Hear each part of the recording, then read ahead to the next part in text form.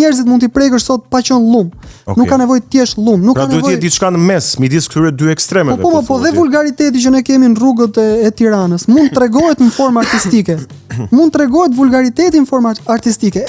Po unë ofendohem nëse ti mua më jep 30 sekonda logon e një kompanie kafe aty dhe batutat janë sikur i ka shkruar Mondi te lagja poshtë. Publiku që shkon dhe shikon këto filma shkon sepse ka një super reklam nga influencerët, ka një super reklam nga figurat e showbizit dhe shkojnë atje edhe në formë tifozllëku sepse janë fansat njërit apo tjetrit. Por apo Xhanfize Keko nuk është emri i rrugës te Bar Oslo. Xhanfize Keko është regjisorja që bëri gjithë filmat me fëmijë, bëri 25 filma dhe dokumentar me fëmijë. Më duket e filmi Ball për Ball, ku në një plan vetëm kemi nëndecen, tankun edhe një avion luftarak që nisen dhe janë në një plan vetëm. Dhe sot ti që ta sjellësh në jetë atë sekuencë, të duhen miliona euro dhe nuk i ke këto gjëra. Kinotekën sot, drita në çdo skenë, 120 minuta mendime që s'flen, nga filmit e libri, magjia që bashkon. Kinotekën sot, aty kultura këndon. Përshëndetje miq të Kinotekës, mirë se erdhët edhe në këtë të mërkur. Janë ditë qershori, janë ditë të nxehta, janë ditë ku po na përvolon vapa, po unë uroj që ju të keni kaluar mirë dhe të jeni mirë me humorin, se përtej vapës vera sjell energji dhe pozitivitet të shtuar. Si gjithmonë përballë meje në tryezën tonë të rrumbullakët është kolegu Egon Loli. Përshëndetje miq, si po kaloni, si është kjo ditë e cila sigurisht si të gjitha ditët e tjera të verës është e nxehtë dhe ju keni nevojë që të freskoheni teksa ktheheni nga puna dhe mos harroni me ujë glina edhe me spring në këto ditë të nxehta vere. Ne do të rikthehemi sot tek kinematografia dhe filmi. Nuk do të flasim për një regjisor specifik apo për një aktor apo me një aktor specifik, por do të kridhemi në atë që ne e kemi bërë her pas here gjatë puntatave të Kinotekës në Sol, që është kritika, se neve na gryen për brenda mola, ai krimbi i kritikës nuk krim dot pa e thënë edhe atë fjalën tjetër përveç se komplimentave zakonisht. Kështu jemi neve vjolla. Ka një gjë kritika ndahet mes kritikës që vjen dhunshëm dhe që lëndon dhe që prek dhe që ofendon dhe prek dinjitetin e një individi dhe kritikës që vjen me qëllimin për të përmirësuar. E ke parasysh është si puna atyre komenteve, që kanë ato komente që janë kështu. Ju që jeni në radio nuk e kuptoni dot se çfarë bëra unë, po ju pip dhe komentet e tjera që të bëjnë të reflektosh. Që të bëjnë të reflektosh dhe thuash, faleminderit shumë që ma the. Kështu që kam përshtypjen jemi kjo e dyta me bisedën e sotme dhe me të ftuarin që na është bashkuar. Është pikërisht Erion Bashi nga Kalcine Kloze, klubi i filmit. E thash saktë apo jo Erion? Edhe sakt Kalcine Kloze dhe shumë faleminderit për ftesën. Shumë faleminderit ty që pranove të vish edhe të bisedojmë së bashku për filmat. Dhe jo vetëm, dhe për gjithçka. Patjetër sigurisht. Ne e kishim nisur gjatë bisedon për gjithçka na rrethon, për gjithçka po ndodh në këtë polisin ton të bukur që është bërë edhe lajm ndërkombëtar, kështu që jemi në erëra kritike. Kështu me kritik nga të gjitha anët. Edhe era fryu dhe këtej nga ne. Na solli edhe Erionin këtu. By the way, për ju që nuk e dini, Erioni do jetë tashmë këtu zyrtarisht, nuk. U vendos domethënë. Është okay, shumë mirë. Se bëjmë shaka. Dgjoj, Erion, së pari, çfarë lidhje ke me filmin ti? Ata që na ndjekin, besoj të kanë ndjekur dhe ty, nuk kam asnjë dyshim dhe kanë parë që ti bën video për rrymat ndryshme filmash, për filmat të caktuar, bën kritik, bën analizë shumë të mirë në këndvështrimin tim, besoj nuk jam i vetmi që kam këtë këndvështrim. Dhe unë përpara se të të njihja dhe të ma thoje, nuk e dija që ti nuk është se ke ndonjë lidhje me kineman si profesion, nuk është se ke mbaruar për shembull Universitetin e Arteve apo regji apo diçka të tillë. Jo, unë s'kam lidhje fare me gjithë to që përmendë, unë vlerësoj shumë mënyrën se si parashtrua gjithë atë prezantimin tim këtu edhe vlerësoj vërtet sepse edhe vibe është shumë i mirë. Edhe më pëlqen shumë që ju i jepni kaq vëmendje kinemas edhe shumë gjë e bukur për mua si apasionuar. Unë jam një person që e ka pasion me p të madhe që i vogël dhe e kam nisur gjithë gjën thjesht sepse unë dua të arratisem nëpërmjet kinemas në sensin nga ajo rutina e shëmtuar që ne kemi fatkeqësisht në vendin tonë dhe gjëra po ndodhin, kështu që kinemaja është arratisja jote, po thua. Është arratia ime, është varësia ime, ashtu ka nisur. Unë profesioni im është s'ka lidhje fare, unë prej 16 vitesh punoj në për call centerat e Shqipërisë dhe jam aktualisht supervizori një skuadre që bën një punë shumë modeste dhe shumë të nevojshme, sepse shumë të rinj bëjnë këtë punë. Dhe arratia ime është kinemaja, ka qenë kështu që i vogël në fakt, dhe gjithë gjëja ka nisur me mua që mbas punës shisja produkte mbi kineman në për rrugët e Tiranës. Çfarë produktesh? Që nga produktet lidhur me koleksionizmin, sepse kinemaja ka patjetër DVD, Blu-ray. Po si siguroja këto, se jam kurioz. Kush kërkon gjen? Okay, gjithmonë, po. Kush troket i hapet. Po, jo, në fakt ka koleksionues të jashtëzakonshëm në Shqipëri, njerëz që e duan dhe koleksionizmi është gjë shumë e bukur, patjetër kërkon edhe mundësinë mbrapa sepse shumë gjëra janë të kushtueshme. Po përveç këtyre që përmenda, një gjë tjetër shumë interesante kanë qenë për shembull bluzet apo bluzet me kapuç që unë bëja me maman time, që është rroba qepse. Me momente nga filmat, ato stampoheshin në beze, qepeshin dhe unë kështu kam njohur shumë njerëz midis shumë prej tyre dhe Klemin e Cineplexit që po e përshëndes. Përshëndesim Klemin. Nëse je duke na parë. I cili më inkurajoi që unë të marr ca hapa më tepër dhe unë do jem shumë mirënjohës sepse ai shpenzoi një fjalë pozitive ndaj dikujt që si ai ka të njëjtin pasion dhe më shtyu që unë të filloja të bëja këto recensionet e filmave dhe për të korrigjuar ose për të thënë atë që nisët ju. Absolutisht unë nuk jam një kritik filmi, nuk jam i vetë shpallur fare, unë thjesht mendoj që luftoj për mendimin tim kritik mbi filmin, mbi atë që konsumoj dhe këtë duhet ta ketë çdo shikues, nëse ti konsumon 2 orë film, pse dregjën s'duhet ta flasësh? Unë mendoj që ti mund të thuash që nuk je në kuptimin kështu profesional kritik filmi me një licencë apo me një diplomë. Po në fakt je shumë i mirë se sa ata që mund ta kenë atë diplomën apo atë kualifikimin. Të paktën për nga fakti që je i lirë të shprehësh. Tani do vi prapë. Do vazhdoj të vi. Shumë faleminderit. Dgjoj, po mirë, pse filmi dhe jo futbolli për shembull, pas bukur kjo pyetje. Domethënë, a kishte ndonjë film që ty të ka goditur dhe të ngecë aty pastaj? Shiko, unë jam fëmijë 92-shit, deri në moshën 22 vjeçare kam luajtur futboll për Dinamon. Domethënë, sporti dhe futbolli është magji, është diçka shumë e rëndësishme dhe është po kaq e rëndësishme kinemaja, sepse është art që bashkon 6 arte të tjera dhe arti është i rëndësishëm sepse ne lëm shenjë dhe i themi brezave të tjerë që shiko se ne ekzistuam, ne ishim këtu. Domethënë kur ti udhthon apo unë udhtoj jashtë, ç'a bëjmë ne? Shohim muzeumet, shohim Koloseun, shohim Kullën e Eiffel që janë vetvete vepra arti. Prandaj është i rëndësishëm arti dhe filmi është i rëndësishëm sepse bashkon 6 arte dhe quhet arti 7. Kështu që është jo i rëndësishëm. Cilat janë këto arte dhe për dëgjuesit? Patjetër fotografia. Po bëj sikur i di, unë si di fare, po. Në një mund ta gaboj dhe unë, se memoria është fotografia, patjetër. Koreografia sepse nëpër filma mund të ketë kërcime ose lëvizje kur thot Egoni. Në të njëjtën kohë kemi, nuk e dia e thash, muzikën, kompozimin e muzikës. Që është shumë e rëndësishme dhe ne nuk kemi më kompozitor në Shqipëri nëpër filma. Po kishim gjatë Kino Studios. Kështu që kjo është temë kështu pasaj. Kjo është temë delikate. Kemi pasaj gjithçka që lidhet me arkitekturën, sepse shexhirimi ngrihet në këmbë. Ka njerëz që punojnë edhe që merren me këtë pjesë. Do flasim për dramaturgjinë, se do e shkruaj dikush. Dhe të gjithë ata që thonë që kinemaja justifikon ose si më thon ka lënë në plan të dytë librin e kanë gabim se kinemaja s'vjen dot në jetë pa një libër. Asgjë s'vjen dot në jetë po nuk u shkrua. Dhe kur themi libër, themi një diçka që shkruhet, skenari shkruhet. Koreografia shkruhet, kupton? Po ne këtë e kuptojmë vetëm kur fillojmë edhe lutemi, se kemi një problem të madh që se zgjidhim dot ndryshe përveç se me aspekte shpirtërore, dhe lutja vetvete vjen prap nga librat, vjen nga diçka e shkruar.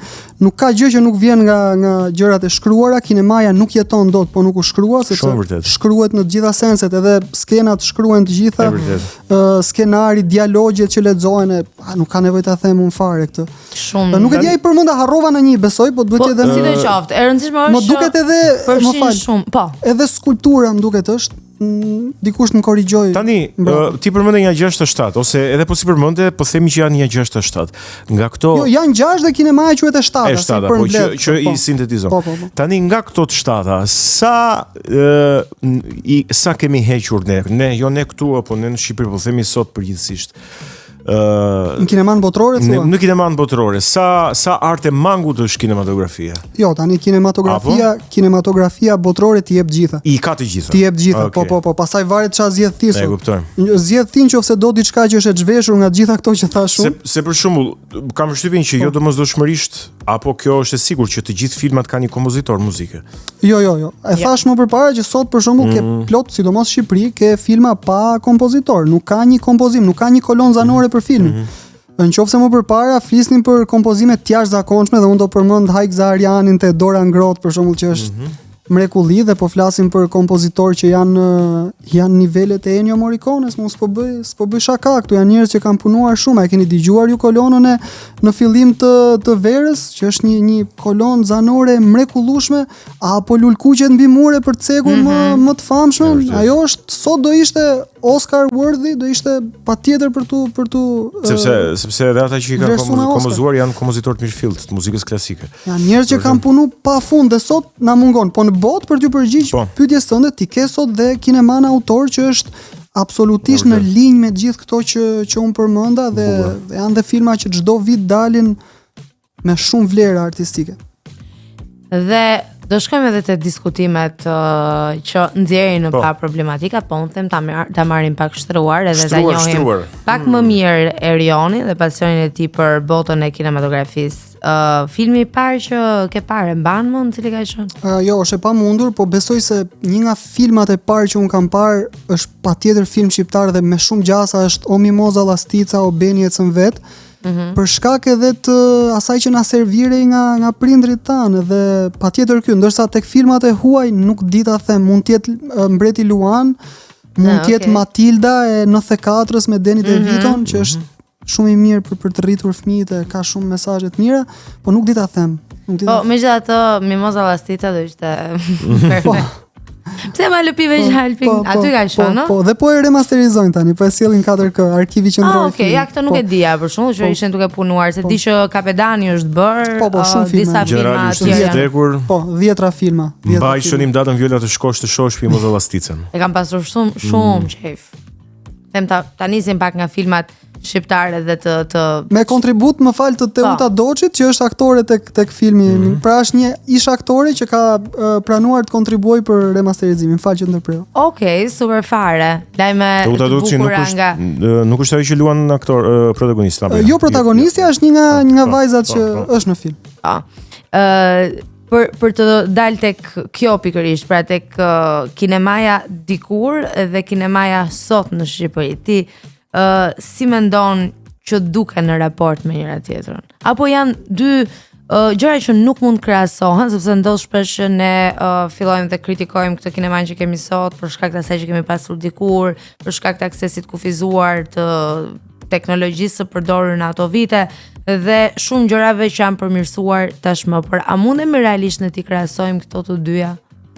Krahasimi është shumë i padrejtë, po nëse ti më bën pyetjen dhe më thua kush kinema është më e mirë, s'ka nevojë të përgjigjem. Është përgjigja vet, kinemaja Kino Studios do na duhet shumë punë të kthehemi tek ata, sepse ata kishin fatin të punonin, duke qenë se sponsorizoheshin, censuroheshin e 1000 gjëra të tjera mbrapa, por sponsorizoheshin për të bërë diku te 14 filma në vit që ishte tip norme. Tani këtu hapen shumë diskutime, po më së paku ata njerëz uleshin dhe punonin për të bërë një film. Sot që të bësh një film në Shqipëri, fjala punë është shumë abstrakte. Pse? Sepse duhet garantosh të ardhurat që janë jo të ulta, atëherë sponsorizonte çdo gjë partia dhe sistemi, ndërsa sot duhet gjesh të ardhurat dhe filmi më për tokë sot fillon me 50.000 euro. Çmimi për ta sjellë në jetë. Që besoj prapë është një buxhet i vogël. Më shumë, unë po them më për tokë, domethënë diçka vërtet minimaliste.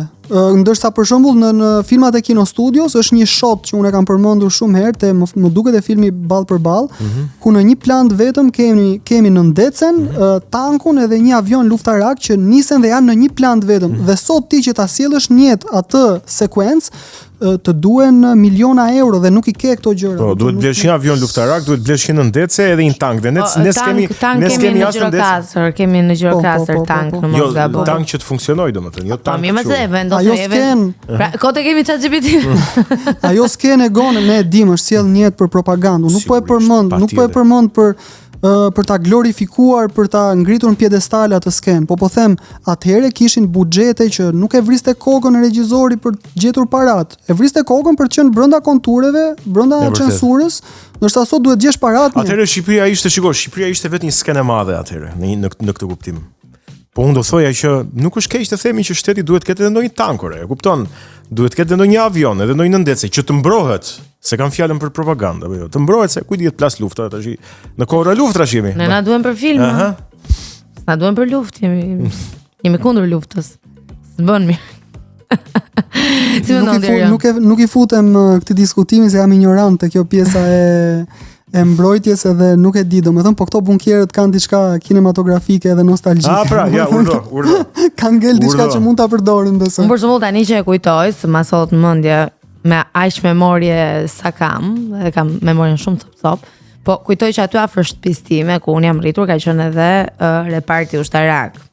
Edhe ne shkonim gjithmonë me pjesën tjetër të fëmijëve të lagjes, me motrën, me vllajën, edhe shkonim tek ato bunkerët, po ishte ndjesi shumë realisht kështu sigurisht në një shesh xhirim edhe po përfshiheshe tek ato filma që janë bërë dikur për partizanët. E besoj. Shiko, qëndrojmë akoma në nostalgji. A ka ndonjë film për shembull që mund ta quajmë Gabimi yt I bukur, një film që të ka pëlqyer shumë, por sot do ta shihje ndryshe. Do ta rimendoja. Shumë pyetje e bukur. Nëse referohesh filmave shqiptar për shembull, filma që Këtë duash ti shqiptar të huaj, më thuaj. Po tek të huajt ka plotë, sepse tek të huajt për shembull un kam parë me sy shumë cekët edhe ku ta di un filmat e Bertolucci, The Dreamers, sepse duke I thjesht si film erotik apo si një eksperiment erotik midis adoleshentësh, po sot kuptoj që ai trajton shumë gjëra të tjera, apo Barry Lyndon që nuk e kam kuptuar hiç kur e kam parë herën e parë, apo Clockwork Orange nga Kubrick.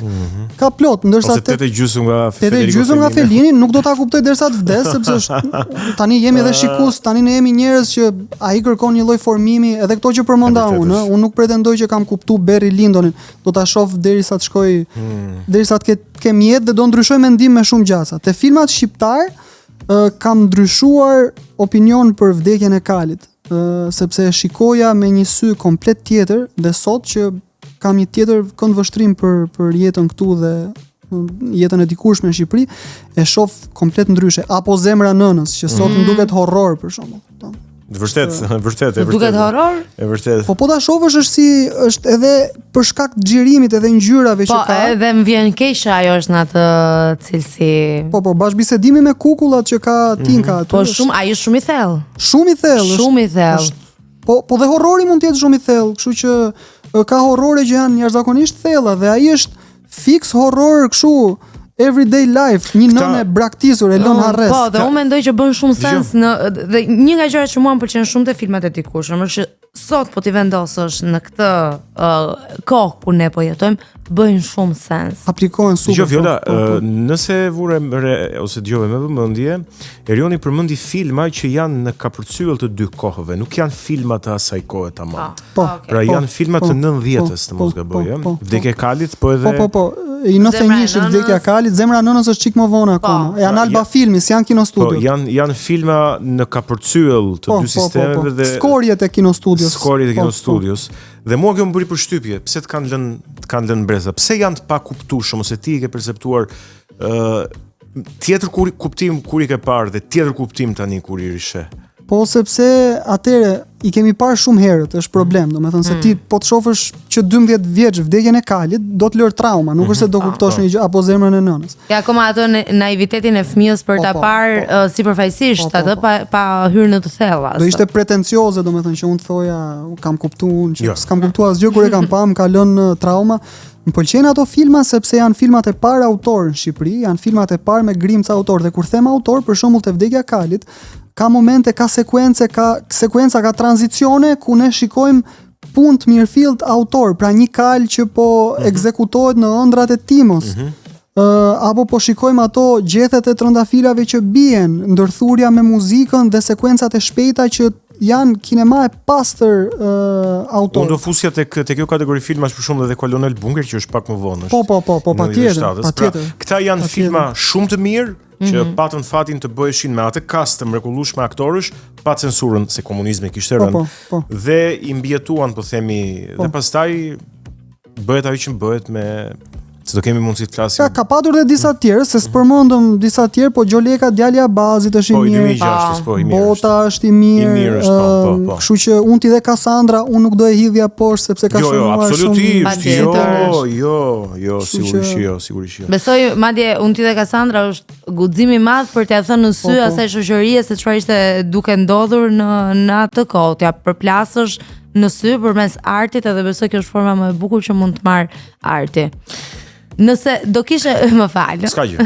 Nëse do kishe mundësinë të zgjidhe vetëm një nga këta filma, pra, nga këta që ne përmendëm për ta parë gjatë gjithë kohës, edhe për ta sjellë në çdo epokë, në çdo sistem, nëse do ndryshojnë do jetë. Cili do ishte? Vitet e pritjes.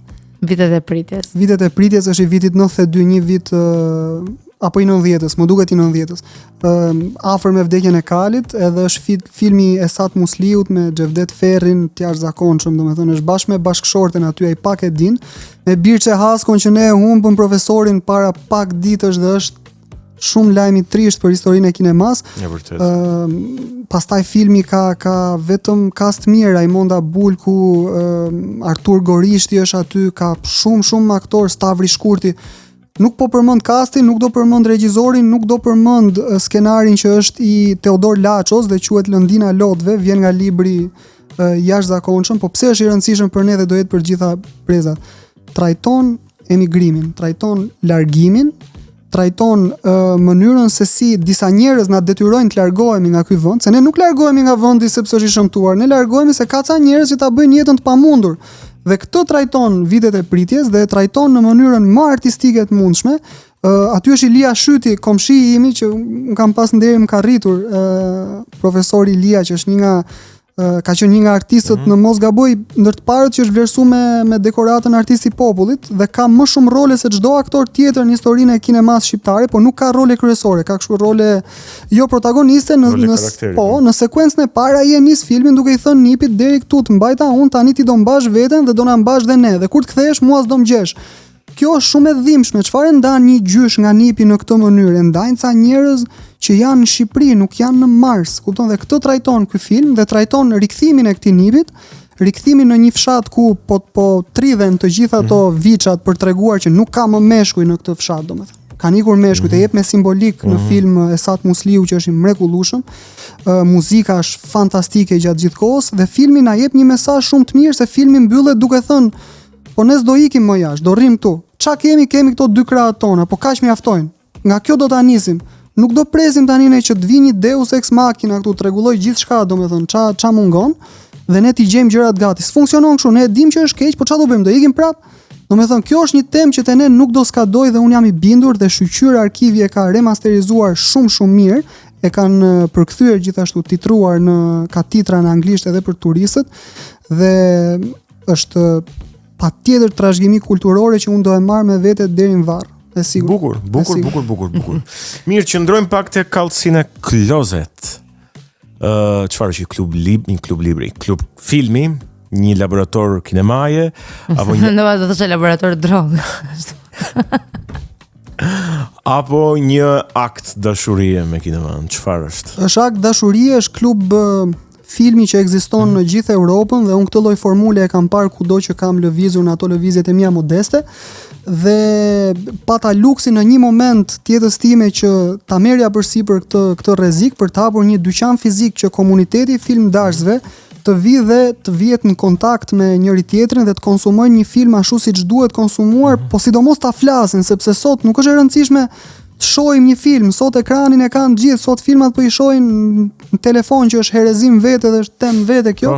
po një pikë konkrete me njerëz që e duan kineman dhe një vend që evokon që e thret kineman 360 gradë, se aty nuk flasim vetëm për filma shqiptar, po flasim për animen japoneze, flasim për filmat e neorealizmit japonez, francez, flasim për filmat italian, flasim për kineman hollywoodiane sepse nuk është e pamundur të mos e marrim konsiderat dhe është shumë e nevojshme për një Tiranë që nuk ka asgjë të tillë në lidhje me kineman. Kështu që mund të themi është një kinema e vogël. Një ishull i vogël për njerëzit që duan kineman, që mos është kinema e vogël apo jo?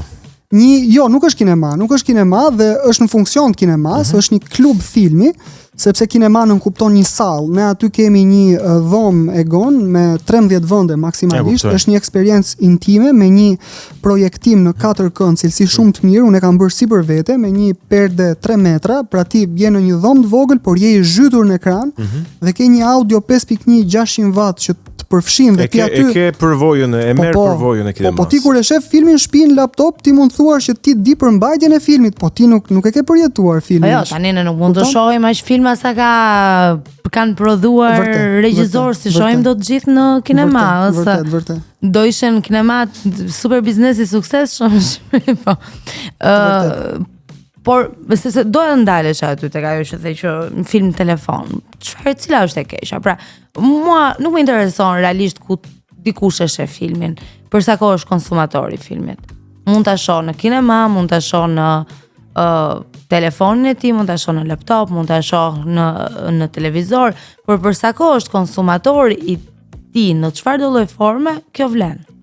Unë e kam me konsumatorin. Do me thënë, në qoftë se konsumatori do t'i afrohet kësaj gjëje, telefoni ua garantoj që do të largoj nga kjo gjë.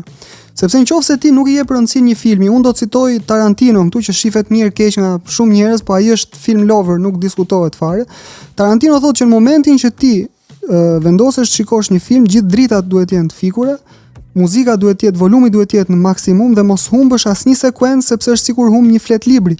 Dhe gjithë njerëzit që e duan kineman e din këtë gjë. Do me thënë ti a do të ratisesh ato 2 orë apo do të shohësh filmin edhe të gatuash te me dorën tjetër. Nuk funksionon kështu, s'po jep vëmendje, është një punë që e kanë bërë 100 njerëz në kast dhe ti po e zvoglon shumë taj telefoni dhe ta garantoj që eksperjenca në telefon nga po ta kishe parë për shembull në një ambient që respekton filmin, që është patjetër kinemaja numri 1, pastaj gjithë tjera duke përfshirë dhe home cinema që un kam sjell te klubi im, patjetër do jetë eksperiencë diametralisht ndryshe. Është e pamundur që ti të shikosh një film që ka gjithë ato vlerat që tham ne, kompozimin, skenarin, skenografinë, gjithçka që nuk kupton një film, është e pamundur ta marrësh nga telefoni. Në telefon ti do të dish çfarë ndodhi me filmin, do e kesh spoileruar në mënyrë shumë të varfër. Kurse unë po të them këta, për të kundërshtuar pak sa. Avokat djalë tash, po. Për shembull, unë do zgjidhja tash në telefon jo se shoh mirë nga syt. Është çështje praktike. Por do zgjidhja ta shihja në shtëpi filmin, në rehatin tim, totalisht vetëm sepse mua më bezdisin njerëzit që komentojnë gjatë parit filmit. Kjo është faleminderit që e the, domethënë, sepse kjo është diçka që unë tentoj ta luftoj, edhe ai realiteti im shumë i vogël dhe modest aty e ndihmon shumë kineman këtë këndvështrim, sepse gjithë kinefilët apo filmdashësit po largohen nga kinemaja sepse në sallë ka njerëz që s'din sillen. Ka njerëz që mbllaçiten, ka njerëz që të vënë këmbët sipër karriges, ka njerëz që vinë çerekore me vonesë dhe hapin dritën e telefonit se s'po gjejnë numrin e sediljes. Ka njerëz që flasin gjatë gjithë kohës, janë ato vajzat gjithmonë që do mbrapa shpinës time, nuk e di sikur janë gjithmonë 2 goca që vinë dhe komentojnë filmin. Ua, shi qa po bën ky, shi ku shkoj ky, shi, po ky. Do me thënë, këto janë sjellje që nuk ekzistojnë, nuk duhet të ekzistojnë në një sallë, dhe patjetër unë e di që gjithë sallat e kinemas e vuajnë këtë dhe mundojnë ta gjejnë një zgjidhje, por nuk është e thjeshtë, sepse po flasim për një publik që është lënë harres në këtë nivel për shumë kohë dhe është edukuar. Çështja është që duhet edukuar publiku në këtë rast. Patjetër. Nuk është puna thjesht e kushtet e kinemas. Që tregoj një hall kështu që kam pasur gjithë jetën. Po ti s'ma ke treguar akoma? Erdhi momenti. Gjithë këto vite jemi bashkë, s'ma ke thënë hallin në jetë. Motra ime është shumë filma. Unë tani këto kohët e fundit u bët goxha kohë që nuk jam konsumatore e rregullt, jo se s'dua, po thjesht kam mundësi dhe kohë, edhe nuk dua të përfundoj nuk dua të përfundoj duke e parë tek telefoni, se e di aty më humbet vëmendja nga mesazhet, po motra ime sapo fillon ndonjë film, e ka parë përpara teja atë dhe në 5 minutat e para ti di gjithçka që ndodh. Spoiler, 5 minuta. Ajo është momenti që unë nuk kam asnjë lloj dëshire ta ndjek ose thjesht po të lutem më lër ta kuptoj vetë çfarë po ndodh, pse më thua. Shive. Ai është momenti i dhimbshëm, nuk e di për ty Erion edhe për ty Egon, po ngresi çështje diskutimi. Po, është diskutim shumë i vlefshëm, për mua s'është i dhimbshëm sepse unë jam rishikues, unë një film edhe po ma theti do ta shoh vet, nuk ka filma që i kam parë mbi 30 herë. Po që ajo që është e keqja tek kjo lloj sjellje është që ne gjenerojmë gjithmonë njerëz që duan të thonë unë kam parë shumë filma dhe unë e kam parë këtë film. Më shumë se sa të thonë ore çam la ky film, atë la në gjë ky film. Bukur. Që është shumë, domethënë është qëndrimi. Që mos na bëni më spoiler për gjithçka. Është hera e parë që unë dëgjoj dikoj që ta artikuloj këtë gjë. Filmi nuk është lajm gazete që ti e merr vesh çka ka ndodhur, informohesh edhe e hedh mbas shpine. Filmi është përvojë estetike e mirëfillt. Ne do ju jap dhe një diçka që objektivizon këto. Un kam shumë dhe jam shumë i lumtur për këtë gjë. Kam shumë njerëz që janë gjenerata Z, që vinë në dyqane dhe janë njohës kinemaje të frikshëm. Do me thënë djem 15-16 vjeç, tas janë zë, këta qa quhen, është ky brezi akoma më i ri. Alfa më duket, Alfa. Pas Gen-Z, po. Apo çon si ka, domethënë janë breza shumë të adoleshent. Plakëm, Erion, u plakëm. U plakëm. Adoleshent cilët njohin jashtëzakonisht mirë filmat e Tarkovskit, Godardit, Romerit, njohin Antonionin, Andrei Tarkovskin, Fellinin. Edhe i ka dhe nga 4 orë filma i Tarkovski. Njohin Belatarin, po ti pyesësh, ore, e ke dëgjuar ndonjëherë Xhanfize Kekon? Nuk e njoh. E ke dëgjuar Sajmir Kumbaron? Jo. E ke dëgjuar Dimitër Anagnostin kush është? Jo. Po Beni ecën vetë, e kam pa thot, po. Po Xhanfize Keko nuk është emri i rrugës te Bar Oslo. Xhanfize Keko është regjisorja që bëri gjithë filmat me fëmijë, bëri 25 filma dhe dokumentar me fëmijë dhe mori e para në historinë e grua për më tepër, e para në historinë e Shqipërisë mori vlerësimin si artiste e popullit. Dhe ishte nderimi më i madh për kohën dhe bota sot, jashtë, kritika sot, se këtu nuk flitet fare, kritika sot, domethënë në Francë e kanë cilësuar si trufoja shqiptare, se trufoja që mbahet me nam që bëri revolucion në Francë, bëri një 8 filma me fëmijë, kjo ka bërë 25, i ka bërë me ndihmën e partisë tjetër muhabet. Trufoja duhet të jetë Xhanfize Keko e Francës. Dhe do ju jap një gjë shumë të bukur rreth kësaj që nuk është fol fare, më duket. Xhanfize Keko kur bëri filmin Kur xhirohet një film, u akuzua mbrapa dhe u vendos që mos t'jepej filmin sepse filmi ngjasonte shumë me filmin Kramer vs Kramer me Dustin Hoffman që mori çmim Oscar. Filmi i Dustinit kishte dalë një vit përpara dhe Xhanfizja u akuzua që kishte kopjuar. Dhe përgjigjja e saj është një nga përgjigjet më të mrekullueshme, po me çat kopjoja tha, unë s'kam satelit në kokë, kupton? Edhe ajo kishte sjell një jetë kur xhirohet një film që është tematik shumë e ngjashme me Kramer kundër Kramerit. Pa e patur iden fare që ekzistonte Kramer kundër Kramer e Dustin Hoffman. Po ne kemi emër rrugët e Bar Oslo, njohim Bar Oslon, po jo Xhanfize. Nuk besoj që jo, nuk e njohin, të rinë jo. Ta garantoj. Ose rrugicën aty te Bar Oslo ose autobusin e porcelanit që ka.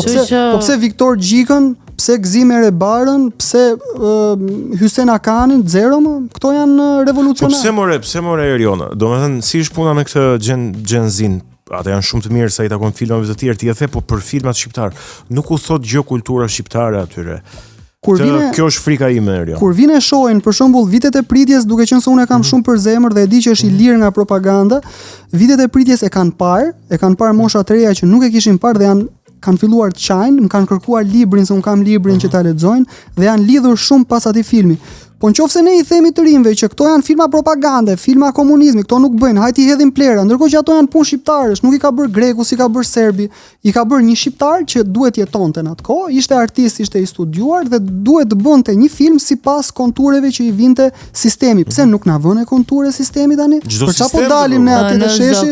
Në zoko, tani që të vazhdojmë. Duhet shkojmë tek hapësira muzikore, prandaj thash të tensionohemi pak me muzikë dhe muzikë kështu në një kolon zanore filmi, po të mos jetë shumë e gjatë që ta vëmë tash në hapësirën muzikore, se u kërkojmë gjithë të ftuarve. Na japin ndonjë këngë ose edhe ndonjë këngë po deshë, jo domosdoshmërisht. Po mirë, me që unë erdha dhe po po flas për filma këtu, unë diçka që të na qetësoj, domethënë çik. Okej. Po besoj Cinema Paradizon e ka dhën Klemi. Po, e ka dhënë Klemi. Nuk ja zë dot Klemi Cinema Paradizon. Nuk ja zë dot Klemi, Shape of My Heart, më shumë e bukur. Shape of My Heart. Okej, më kishte munguar. Leon profesionisti. E dëgjojmë edhe rikthehemi.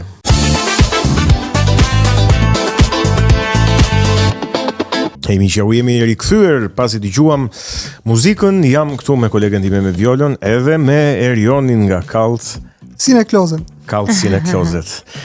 Mendova se ishte italisht në fillim. Ishte kështu çorapet, kalcinët, dollapi i filmave kult. Dollapi i filmave kult. Ore, çfarë publiku vjen zakonisht aty? Shumica dërmuese, për aq sa mund bëj unë statistikë sepse dyqani fizik është në muajin e 5, shumica dërmuese janë gjenerata e re, janë 20 vjeçar.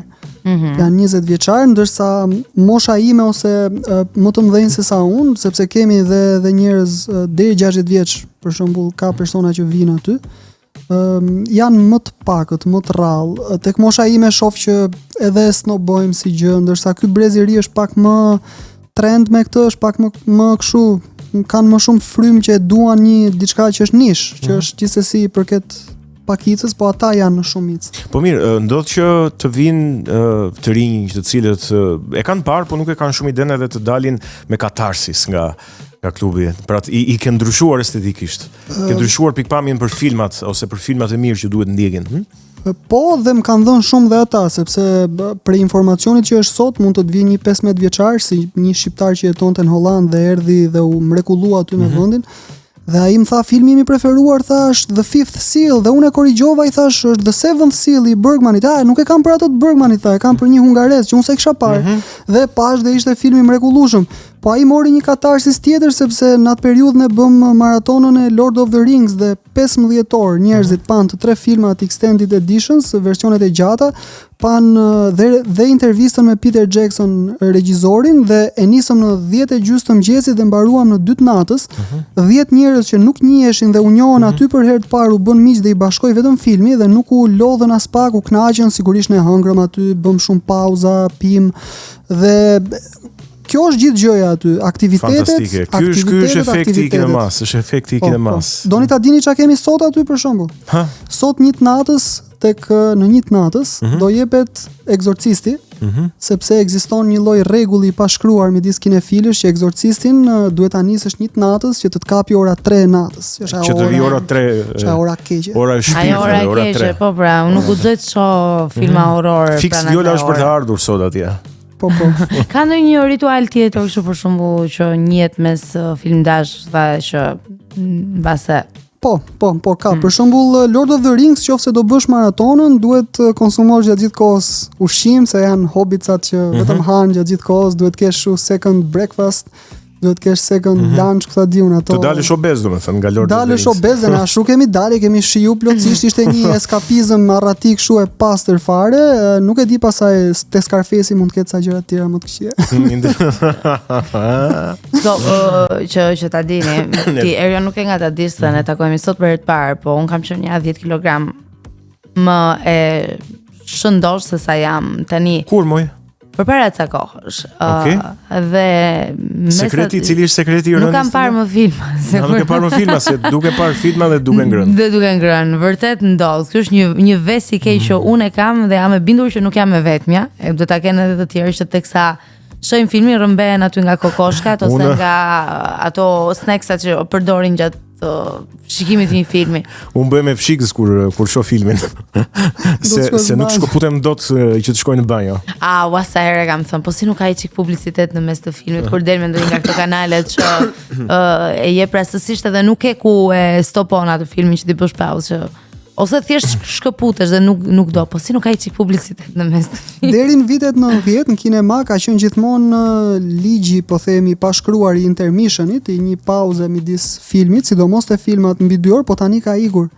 Tani ka ikur dhe është gjuna, ndërsa te si place quhet dhoma brenda Cult Cine Closetit, ku ne shohim filmat e kemi luksin ta vëmë në pauzë dhe në fakt edhe është e nevojshme që ta flasim çik jashtë, njerëzit pinë një cigare ose shkojnë në tualet. Dhe është shumë e bukur nëse ti do ta respektosh në maksimum atë filmin që ke ardhur të shohësh. Po, nuk të ndikon kjo nga shkëputja e narrativës? Jo, mjafton të përfshihesh prapë si në fillim, filmi vazhdon aty ku e le, nuk ndryshon asgjë. Si që ndodh me librin, besoj kam përshtypjen, ti lexon 100 faqet e para, po themi brenda një nate, të zëgjumi dhe rikthesh edhe një herë historisë aty ku ka mbetur, nuk humb gjë. Megjithatë kam përshtypjen që Cineplexi e ka akoma këtë pauzën për filmat e gjatë. Për disa po, sepse është e nevojshme, ka filma 4 orë, edhe ata kanë dhënë dhe ishte fantastike. Lord of the Rings që u dha dhe aty maraton dhe patjetër, shumë pauza, shumë intermission se s'mund t'ja dalësh ndrysh. Fantastike. Nëse do të filloje dhe të kultivoje shije të reja kinematografie tek shqiptarët, ku do t'i orientoje më së shumti? Okej. Pra, unë po kujtoj një analizë tani që ishte bërë, studim që ishte bërë lidhur me si kanë ndryshuar shijet në kinema të shqiptarëve, po edhe të europianëve pastaj, dhe me sa duket ne kishim kaluar më së shumti tek drama gjatë viteve të fundit. Mos gaboj referohej vitit 2025 ai studim, ndoshta kanë qenë dhe më shumë vite së bashku, po drama ishte e përzgjedhura e shqiptarëve dhe e Ballkanit përgjithsisht, dramë që kishte të bënte me tregimin e historive sociale, histori që kanë të bëjnë me jetët e individëve, pra çfarë na tregon kjo? Tani ky është mendimi im dhe patjetër kushdo që e dëgjon këtë mund ta marrë, ta hedhë ose ta marrë dhe ta vlerësoj. Drama është zhaneri më i rëndësishëm që do mbijetoj dhe do mbetet se peshat më të rënda të kinemas thoni një emër të madh të rëndësishëm filmi është dramë, domethënë. Dhe shumica e filmave në kinematografia në dramë. Nuk ha debat. Pas vogluar zhanerat e tjerë se të gjithë janë shumë të rëndësishëm dhe të bësh një komedi të mirë është punë jashtëzakonisht e vështirë, më e vështirë ndoshta se të bësh një dramë të mirë.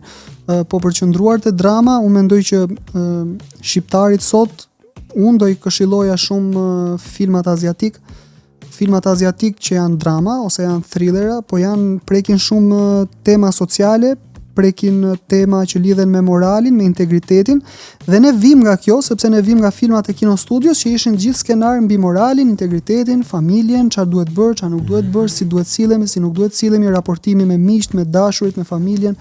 Dhe këtë gjë bëjnë dhe aziatikët, po e bëjnë pa kufinj, e bëjnë të lirë, ata janë të lirë, trajtojnë dhe tema shumë delikate, domethënë që perëndimi ka frikë ti trajtoj, dhe unë do përmend Oldboyn që u bë nga Park Chan-wook në Kore në 2003 me një aktor të mi të preferuar, Choi Min-sik. Respekte. Respekte plak. Unë e kam tatuar film. Dy shqiptar që gjetën një korean. Që është i famshëm. Po, e kam tatuar filmin Oldboy. Ja, tek Raul. Oldboy. Choi Min-sik. Po ai të lë me ha debat. Ai është pjesë e një trilogjie në fakt, jo se dy filmat e tjerë janë të lidhur, megjithatë është e lidhur me shumë ideja e kësaj që po thuat. Jo, mua më ka lënë me një shije shumë. Edhe për mua është aktori, të paktën ai sa kam parë unë, ha debate me 2-3 të tjerë, po është aktori më i mirë që ka Koreja, për mua personalisht. Shumë kanë thënë këtë në fakt. Shumë mendojnë njësoj si ose dhe si Erioni në këtë rast. Mendojnë njësoj besoj. Nuk e kisha menduar, është aktori më i mirë sepse dhe zotëria i Memories of Murder që s'po kujtohet emri i protagonistit që është te Parasite, s'po vjen tani emri aktorit gjithmonë, jo i Bongut i regjisorit. Po për të kthyer te Oldboy. Kang e ka ai. Kangu. Pse ha debat kjo puna e Oldboy? Më thon po bëjmë debat në korean. Bukur, vazhdojmë. Oldboy për shembull u bë remake nga Spike Lee. Spike Lee është një nga regjisorët më me influencë në Hollywood për sa i përket sidomos komunitetit afroamerikan, dhe po flasim për regjisorin që ka bër Do the Right Thing, filmi mrekullueshëm, por mori përsipër remake-un e Oldboy dhe dështoi në mënyrë të frikshme, sado që kishte milionat, kishte Samuel Jackson, kishte Josh Brolin. Pse dështoi? Se nuk do bënte sens po të ishte. Nuk e trajton dot perëndimi atë temë siç e trajtoi Azia, dhe gjithë koncepti i Oldboyt nuk ka lidhje fare me Oldboyn e Spike Lee-s. Dhe është temë shumë delikate. Po Oldboyn nuk duhet ta marrësh literalisht, duhet ta marrësh si diçka poetike, është një hakmarrje poetike dhe ti në fund nuk e di kush është ai që po hakmerret. Unë sot simpatizoj atë që është antagonisti, Vuzhini, ndërsa ndjej shumë disgust, përçmim ndaj protagonistit Min-sik Choi. Pse? Sepse ai është gjithë kritika e regjisorit. Regjisori po na thot, ja pra këto njerëzit sipërfaqësor, që bëjnë këto gjërat që lëshojnë fjalët pa i menduar fare, janë njerëzit që bëjnë dëmet më të mëdha dhe në fund filmit dhe hipnotizuesjat e filmin nëse mbani mend që pranon ta shpëtoj Daezun, personazhin kryesor, i thotë un kam pranuar vetëm për kësaj fjalisë që ti ke shkruar në fund, nëse fjalia ishte edhe pse jam kafsha nuk meritoj që të jetoj dhe unë. Dhe ajo fjali nuk ishte e Daezus, po ishte e kopjuar nga ai personi që po vetë vritej në fillim të filmit. Pra Daezus ka asgjë të vetën, është bosh. Është një person që nuk kujdeset për familjen, është një person që nuk kujdeset për miqt, është një person që nuk kujdeset për veten, që s'ka moral, që abuzon me gjithçka, që është sipërfaqësor dhe bën dëme të jashtëzakonshme dhe dikush që ka mundësinë dhe është person me integritet të vihet kundra dhe të tregon vendin dhe edhe kur ta jep shansin që ti të ndryshosh, sapo ai kthen shpinën ti shtyp butonin për ta vrarë, siç bën Daezu për të vrarë Vuzhinin, po nuk e vret dot, po hapet audioja me skenat intime me vajzën e tij, sa filmi trajton incestin, domethënë. Është të tmerrshme. Domethënë filmi nuk duhet marrë literal, ai duhet marrë. Patjetër, nuk e vë në diskutim, po është çështje shumë delikate dhe unë kur e kam përfunduar isha kështu, thjesht nuk po merja veten ja 2-3 minuta, prit, mbaroj, kaq ishte. Po, do ju them dhe s'ka më. Do ju them megjithatë po të shikosh edhe I Saw the Devil, nuk mundet që të mos thuash që ai është aktori më i mirë i Koreas, apo ja. Jo, shumë aktor i mirë. Unë e dua fort, po do ju them më ka trazuar pak edhe ky koreani tjetër i këtij seriali. Jo. Ky i serialit famshëm korean tani. Ore, domethënë fikesh ndonjëherë takosh. Mouse ndoshta. Jo, po këtij mos serialit famshëm Netflix që u bëm seriali më i shikuar Netflixit gjitha kohërave. Okay, se tek Squid Game. Jo, aty nuk është pika më e dobët e imja me Korean. Jo, e kuptoj sepse është edhe kështu komercial, patjetër I ka gjitha këto elemente. Po sezoni I parë nuk ishte I keq gjithsesi. Sezoni I parë nuk. Po që po thoja që praktikisht filmat që na sjell Korea dhe Old Boy në këtë rast lidhen shumë me natyrën njerëzore dhe arsyeja pse sjellin aq të hiperbolizuar, sepse ato po prekin incestin për të dhënë një mesazh. Nuk e prek dot masën sot, nëse ti masës I flet në mënyrë sipërfaqësore, duhet sjellësh diçka të fortë që ti marrësh vëmendjen dhe autori duhet ta bëj gjigande gjën që të mbetet në fund një 20% mesazh apo ta bëj shikuesin të mendoj. Duhet diçka të ronditse. Këtë bën Korea prej dekadash. Pra ndërton një skenar me një pikë kulmore shumë të fortë që ti të mund të mbetet mendja diku dhe të marrësh mesazhin nga ai produkti kinematografik që po sjell. Ndryshe nuk do bënte sens. Unë kam patur bindjen që kinemaja koreane ndoshta vazhdon të jetë ende kinemaja më e mirë në botë. Është deri diku edhe ajo e Hong Kongut, po ndoshta ajo e filmave të fundit, sidomos me Wong Kar-wai me Fallen Angels, vitin 95. Të tre filmat, se ai e ka trilogjia të Chan Kingun edhe In the Mood for Ndërkohë që kinemaja japoneze ka rënë prej neorealizmit japonez, Akira Kurosawës. Tani më iluminoni pak për kinemanë japoneze se unë nuk e njoh gati fare. Po, tani Japonia është shumë e investuar tek mangat, te animet, aty si merr japonisti, aty harroj. Por kur flasim për filmat japonez, ka disa filma japonez, ne jo më larg se sa të njëjtën, dihe pam filmin Cure, që është thrilleri psikologjik me nuanca horrori dhe ky më I mirë ndoshta I gjitha kohërave, I bën 95-ën dhe frymzoi Fincherin të bënte Sevenin me Kevin Spacey-n e jashtëzakonshëm. Edhe Morgan Freeman. Po, apo Zodiakun, apo sa filma u bën me serial killer mbrapa, apo Prisoners, domethënë është një film që I hapi derën dhe është japonez dhe është prap me personazh kryesor Kyoshin që është tek Perfect Days I Wim Wendersit. Ai pastruesi tualeteve në Japoni, domethënë, nëse e keni parë viteve të fundit. Kjo për të cituar një film japonez. Pastaj është dhe prap ka filma kult japonez të mëdhenj. Onibaba është filmi I preferuar I Willem Dafoe, është japonez. Kështu që ka patjetër, por ata janë më të investuar te animet dhe ai keni parë Attack on Titan, është shumë. Unë jo, tani to be honest, edhe do t'rregohem plotësisht kështu 100%. Unë kam thënë prej vitesh. Mua nuk më kanë pëlqyer kurrë anime. Mendoj që thjesht ose nuk je përfshir deri në fund si ja ke dhënë kohën që meritojnë, se ty do të pëlqej shumë Attack on Titan. Me ato që folëm, jam I sigurt që do të pëlqej pa fund. Kur nuk më kanë shtyr ti shoh, edhe nuk e kuptoj se njerëzit janë kaq të obsesionuar me.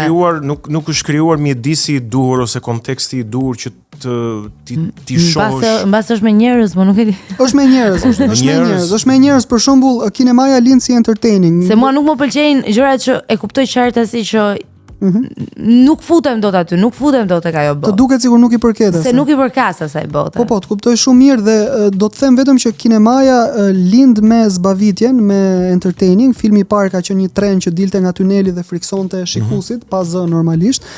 Thjesht me qëllimin për t'i zbavitur. Dhe kur flasim për zbavitje, asgjë nuk mund t'japi zbavitjen që jep fantazia. Dhe te kjo janë mjeshtra japonezët.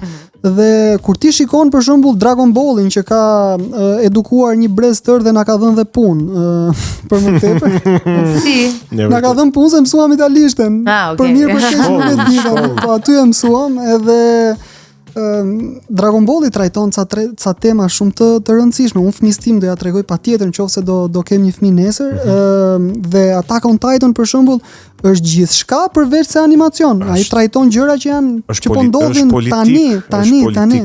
Është politik, është geopolitik, është historik. Është histori, është një kryevepër Attack on Titan. Po, por ka shikues që vinë për shembull dhe te klubi im dhe duan shumë për shembull filmat që janë real life, filmat që janë dokumentaresk dhe kanë preferuar Oppenheimerin. Oppenheimeri është një film I bërë shumë mirë, që është film I madh patjetër, Christopher Nolan, Cillian Murphy mbrapa, po Oppenheimerin unë se honep s'dot. Se s'është entertaining, nuk është zbavitës. Zbavitja kush është aty? Që ne po shikojmë estetikisht historinë e një fizikanti që po sjell një bombën bërthamore, bisedat pa mbarim midis tyre, po entertaining s'ka asgjë. Unë prisja një shpërthim të madh aty dhe edhe kur ndodh shpërthimi I bombës I kërpudhës, nuk ka zhurmë, po është ajo heshtja që është e bukur. Po nuk është lloji entertainingut që do një njeri që do ta rratiset nga. Po, ke dy opsione. Pra, kur ti sheh një film ose edhe kur e lexon një libër, ose edhe kur shkon në teatr, ti e ndan mendjen. Ose do që ajo heshtja të flasi për ty, pra të mbetesh I heshtur dhe ajo heshtja flet shumë, ose do e marrësh mesazhin tënd duke qeshur edhe duke u arratisur nga ajo bota. Ka nga ata që preferojnë më shumë këtë të parën, pra që të bëhen pjesë e saj qetësisë mbytëse, po që flet më shumë ndonjëherë se sa fjalët. Jam dakord dhe unë e dua shumë Tarkovskin, them Tarkovski është ndër regjisorët më të mirë gjitha kohërave, po nuk është regjisori që unë rishikoj, se të rishikoj Tarkovskin do isha shumë pretencios, do thoja Erioni tani është ky që filozofon çdo ditë në mënyrë ekzistencialiste. Jo, Erioni del nga puna dhe do të shofi Kill Billin. Do të shofi diçka që të kënaqet dhe të pija të birrën. Nuk mund të pish një birr tani me Tarkovskin. Jo, ajo është e pamundur. Me Tarkovskin do pish në një gjë shumë të rëndë. Megjithatë me Jodorowskin mund ta pish. Jodorowskin po Eltopa. Eltopa e kanë pirë, bin there dan. Magji është si librat e Marquezit, është kështu, realizëm. Shumë I guximshëm. Për të folur për këto animet japoneze, Monster është I kryevepër tjetër. Fantastik, edhe I shkurtër që gjithë njerëzit që s'duan të investohen se s'kan kohë, sepse është dhe ky problemi sot që ku do e gjejmë të kohën të shohim të gjitha më. Vërtetë, ato janë të gjata, janë me seri, me sezone. Po, Monster, Death Note janë të shkurtra, për të cituar një që s'është anime, po që shkurtër dhe shumë e bukur, Fleabag, sidomos për botën e vajzave, unë mendoj që të gjithë vajzat duhet ta shohin atë TV show me 12 episode. Një komedi e zezë Viola po fantastike. Viola jepi një shans edhe jepi një shans vetë, si edhe më shajm brapa. Mjaft interesante. Një gjë që se kam kuptuar. Për këtë, mjaft interesante. Miq, ç'është ajo?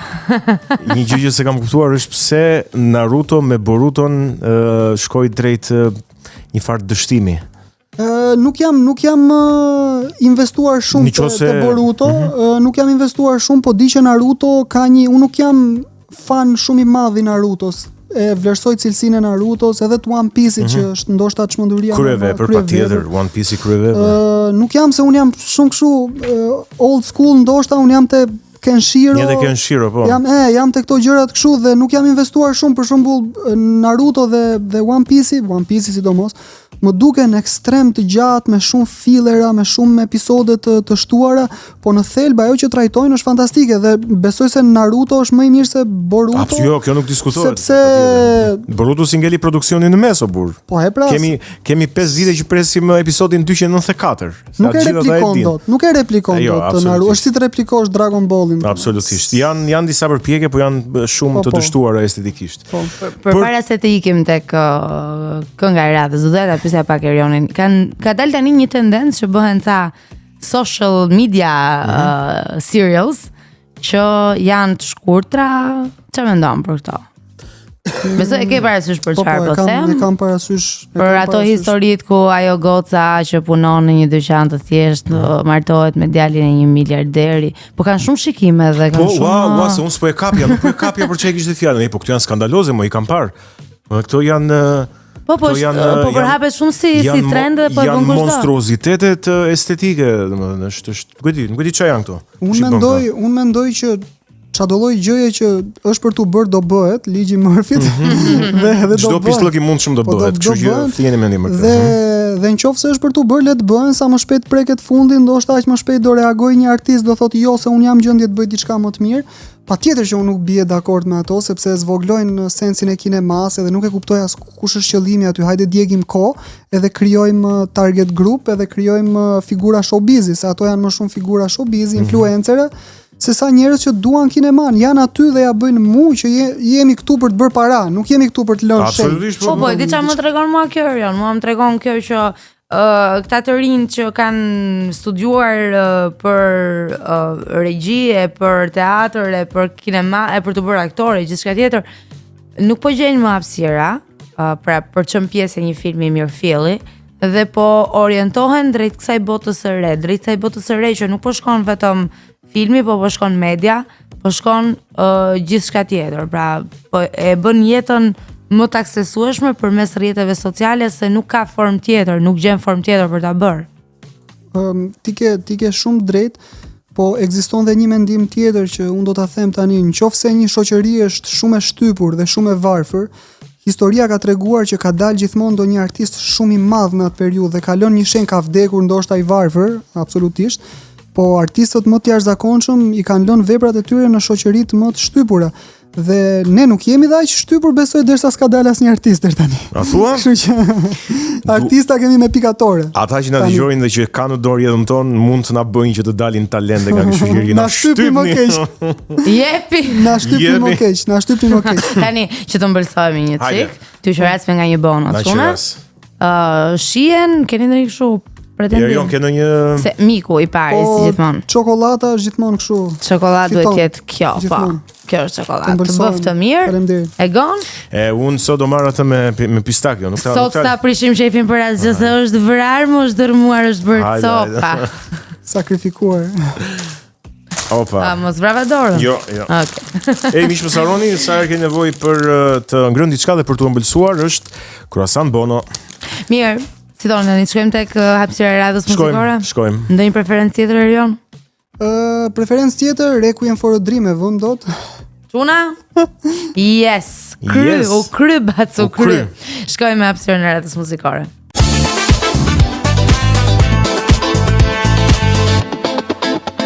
Tre, kuatro, jemi rikthyer në këtë pjesë të tretë këtu në Kinotek në Sol. Jam vjojti, jem akoma me violën, është ende me ne.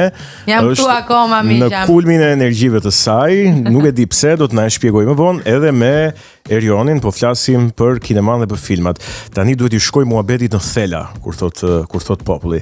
Ti the në fillim që Kino Studio Shqipëria e Re, atëherë kishte një volum produksioni që arriti deri në 14 filma në vit.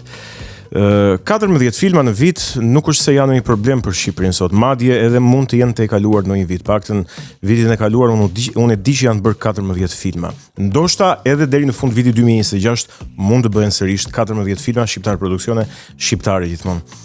Pra, si volum filmash e kemi mbritur dhe e kemi të e kaluar me sukses Kino Studio, dhe kjo lidhet me financimin sigurisht. Po ku është problemi këtu? Problemi është që si mbaj mend këto 14 filma që pam dje. Sa i bukur. Me një fjalë the.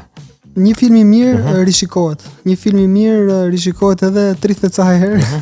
Kështu që kjo është gjëja që e mban këmbë filmin. Nëse filmi nuk është bërë për të rishikuar, po është bërë për të mbushur sallat atë momentin e parë të kinemas, do të thotë që është bërë për para.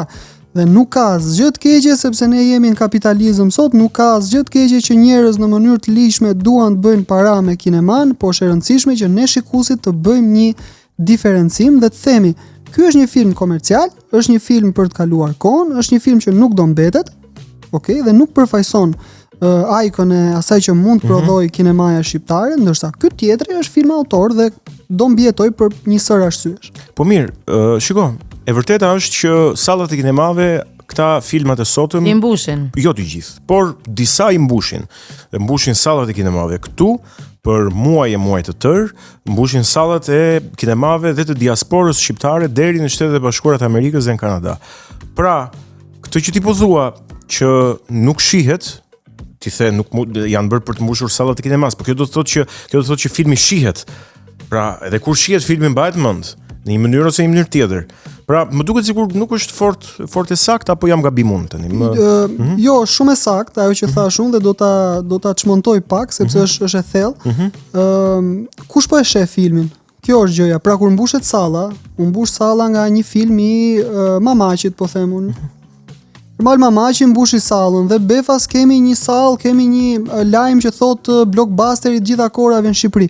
Kush janë ata që kanë ardhur të shohin filmin? A janë film dashës apo janë njerëz që ndjekin në formë tifozllëku figurat e showbizit që ka futur në film Ermali? Po them për Ermalin sepse Ermali është shumë figurë e famshme në Shqipëri dhe është figurë që unë thash para pak që është edhe e rëndësishme për familjet shqiptare se na ka bërë shumë të qeshim në një periudhë caktuar, po në filmat e tij sot po e ndjekin tifozët. Dhe kjo po ndodh shumë po filmat shqiptar të Kino Studios i ka parë gjithë populli, gjithë dynjaja, nuk janë të gjithë film dashës. Pra, ne që jemi amatorë në kinematografi, kemi parë edhe filmat e Kino Studios, edhe filmat e Mamaqit, me që ti e përmende. Pra, prap nuk po shoh diferencë, nuk po e kuptoj diferencën. Atëherë, diferenca është që kur ti bën një film me figura showbizi që nuk janë aktor kinemaja apo teatri, sepse jemi të vetëdijshëm që në shumë nga këto filmat komercial kemi njerëz që s'kan lidhje me filmin fare, po janë o influencera o Dhe kjo është një tendencë që po ndodh shumë gjatë po ndodh në botë më se tani nuk është se unë nuk po dënoj askënd tu, bravo i qoftë Ermalit që ka bërë atë gjë në mënyrë të lishme, ka sjell një film, ka mbush sallën, u shtofshin sepse kemi nevojë të mbushim sallat një herë dhe të mendojmë dhe për gjëra të tjera mbrapa. Por halli është që target grupi, publiku, më saktë, se më të heqim dhe këto fjalët e huaja që dalin pa dashje, publiku që shkon dhe shikon këto filma, shkon sepse ka një super reklam nga influencerat, ka një super reklam nga figurat e showbizit, dhe shkojnë atje edhe në formë tifozllëku sepse janë fansat njërit apo tjetrit. Pra ti po shkon të shohësh filmin apo të shohësh Noizin që është në film. Do të thënë kjo është pikë pyetja. Se Noizi s'ka lidhje me filmin. Ti po shkon si fan i Noizit. Tani ti do më thuash çka ka të keqe këtu. Ore, prindrit tanë kanë shkuar në kinema për të parë Ndrenikën o burr. Po Ndrenika i përkiste asaj, ishte artist. Dakor, atëre këtu dallimi është te kritika e filmit e një kontingjenti shumë të ngushtë që jemi ne, jo te Masa i Gjerë njësoj ka parë Ndrenikën dhe ka kuptuar asgjë, ndoshta, nga aktrimi i Ndrenikës dhe njësoj po shef Mamaqin, po shef Aurela Gaçën, se kemi pasur filmin e kemi diskutuar edhe këtu në studio filmin ku ka luajtur Aurela, pra me të njëjtën cilësi ka parë atëherë dhe po shef tani. Tani studimi do bër edhe me numra gjithmonë, se atëherë i referohemi një popullsie të caktuar, një numër i caktuar, një numër popullsie që s'kishte variacion tjetër, ndërsa sot flasim për njerëz të lirë në thelb. Dhe ajo që dua të them unë është që këto filma kanë një distancë të madhe nga filmat cilësor shqiptar të vjetër, po dhe cilësor që mund të bëjë Shqipëria, se po Shqipëria ka bërë filmin Të gjithë e thrasin Rexhën që bëri i Bërdeari, ai regjizori që unë e kam shumë për zemër se bëri një film me shumë vlera për konsumizmin e figurës mashkullit në Shqipëri, po nuk e pa askush. Pse? Sepse ai film edhe për fajt të produksionit nuk u publicizua aq fort sa trumpetohen këto filmat e tjerë. Kam përshtypjen, ka një problem të madh me marketimin e filmit. Patjetër. Pra, ai mund të jetë vërtet një film shumë cilësor, por ai ka një marketing shumë më të dobët se sa filmi i atij njeriu që nuk ka një formim në fushën e kinematografisë, por ka një influencë më të gjerë, ka mënyrat e duhura për ta marketuar, edhe këtu kam përshtypjen më shumë përgjegjësi e produksionit se këta filma nuk kanë ecur për te faktit që kanë një kuptim shumë më të thellë dhe që do t'i shërbente shumë më shumë atij publiku që të merrte një mesazh. Është përgjegjësi, po është përgjegjësi edhe kur shikon një film trash, po themi nga këto filmat komercial tani me figura showbizi pafund dhe lexon që ka njerëz që thonë ky është filmi më i bukur që kam parë në jetën time dhe ai është një film që po ta pyesësh të nesërmen ç'a mban mend nga ai film, nuk do mbaj mend asgjë, mos e janë është skenari me vrima, plot holes. Ai do mbaj mend qerqeshi, sepse një publik i thjesht që nuk e sheh me sy kritik, nuk di se si ta gjykoj nga ana e realizimit të filmin. Vetëm po të jetë kështu i pa realizuar tërësisht aty vjen re gjërat. Unë nuk them që publiku jon të konsumoj vetëm kinema autor. Unë jam i pari që konsumoj trash. Trash është i nevojshëm edhe sepse mbas pune sot ne jemi shumë ngarkuar për të vrarë trurin dhe të shohim diçka Bergmanin ekzistenciale. Po, s'bëhet fjalë, nuk bëhet fjalë. Po unë ndihem shumë i ofenduar kur shoh një film trash që ka vetëm batuta jo origjinale, ku skenat nisin nga logoja e kafes, ku skenat nisin nga logoja e një kompanie telekomunikimi. Kemi thënë këtë, është aty, është dyqani sallamit aty i djathtë. Është dakord kur jemi dakord kur kemi një produkt televiziv dhe është e qartë që do ketë spote publicitare, se ne në këtë realitet jetojmë. E kam qartë që do ketë dhe product placement në për filma jashtëzakonisht shumë, po unë ofendohem që ti mua më jep 30 sekonda logon e një kompanie kafe aty dhe batutat janë sikur i ka shkruar Mondi te lagja poshtë. Do me thënë, edhe Mondi mundi këtë shkruar? Ka një gjë. Ishte për ta çbanalizuar. Se dua të vazhdoj ta bëj avokatin e djathtë për të kuptuar problemin. Dua edhe këtë. Nuk është e thjeshtë, nuk është e thjeshtë, është kompleks. Dua edhe këtë ta them, sepse unë e kuptoj, një nga problemet më të mëdha në Shqipëri është që ne s'kemi skenarist. Dhe ndonjëherë s'kemi letërsi, dhe ndonjëherë skenarët, po them ndonjëherë që tregojmë më mirë dhe të mos them në të shumtën e rasteve, skenarët lënë shumë për të dëshiruar nga ana realizimit. Janë tipikisht ajo që thua ti, sikur i ka shkruar Mondi ose Beni ose Çimi ke lagja. Turi. Por kur e mendoj pastaj në anën tjetër them, po shikoj se unë ku te kjo lagja jetoj. Batuta e tij është e njohur për mua. Realiteti i tij është i njohur për mua. Ka një që a mund ta vazhdoj pak logjikën se këtu do dilja. Ne kishim një regjisor para 2 puntatash dhe ai tha një gjë që unë nuk e kisha menduar më para. Tani unë nuk dua që ta përdor citimin e tij për të ilustruar idenë time që mund të jetë ndryshe nga ideja se pse ai e tha atë. Por dua që t'i jap një drejtim të tillë bisedës. Ai tha që në Shqipëri bëhen filma ose ndodh që bëhen filma për festivale. Filma të cilat nuk shihen nga publiku i gjerë, janë vetëm për një kategori shumë specifike kineastësh, të formuar në atë lëm që e kuptojnë filmin, ose që janë me tema të stërkonsumuara, gjakmarrja, bunkerët, komunizmi, që nuk na thon gjë jo Gen Z, po as neve nuk na thon më gjë në kuptimin social dhe të kontekstit. Dhe nga ana tjetër, duhet të ketë filma që i flasin masës, pra filma që të shihen. Nuk të qëndron ty si logjike duke plotësuar dhe atë që tha Viola që ore Mondi, po Mondin kam në jetën e përditshme, e kupton, s'kam Ingmar Bergmanin. Absolutisht. Jo, Mondi është figurë e mrekullueshme, po nuk tregohet Mondi, po shkruhet nga Mondi diçka, duhet dish të shkruash, të po them unë. Në thelb ajo që thua ti është shumë e vërtetë. Këtu ne kemi ose borgjezët e kinemas që bëjnë filma sepse mendojnë në moshën 20 vjeçare që janë në gjendje të bëjnë gjëra autor alla Tarkovski dhe nuk janë fare me këmbë tokë dhe sjellin ca filma që sinqerisht i shërben njerive apo nuk e di kush është funksioni i tyre. Thjesht për të thënë që teknikisht ne kemi bërë një film të mirë, aq, po nuk i prek njerëzit, ndërsa kinemaja që prek njerëzit është kinemaja e llumit, e cilsoj unë. Okay. Pse? Sepse ti njerëzit mund t'i prekësh sot pa qenë llum. Okay. Nuk ka nevojë të jesh llum, nuk ka nevojë. Pra duhet të jetë diçka në mes, midis këtyre dy ekstremeve. Po dhe vulgariteti që ne kemi në rrugët e Tiranës mund tregohet në formë artistike. Mund tregohet vulgariteti në formë artistike. E ka bërë Larry Clark në New York, e ka bërë me adoleshent rrugësh, pa buxhet fare. Ndërsa ne këtu çdo gjë e sjellim çikalla turke, çikalla spot publicitar gjatë gjithë kohës, çikalla fake. Kemi aktorë që s'pranojnë të puthen, kemi aktorë që s'pranojnë të bëjnë këtë, që s'pranojnë të bëjnë. Po pse e bën aktorin? Pse e bën aktorin? Mos bëj aktorin, bëj hidraulikun. Këtu po të duar trokat. Bëj diçka tjetër. Se e kam thënë edhe unë më herët që Puthun kur herë. jo, po kur je aktor është puna jote, është profesioni jote dhe asgjë nuk duhet parë jashtë profesionalizmit. Dhe kjo është perceptim shumë i gabuar.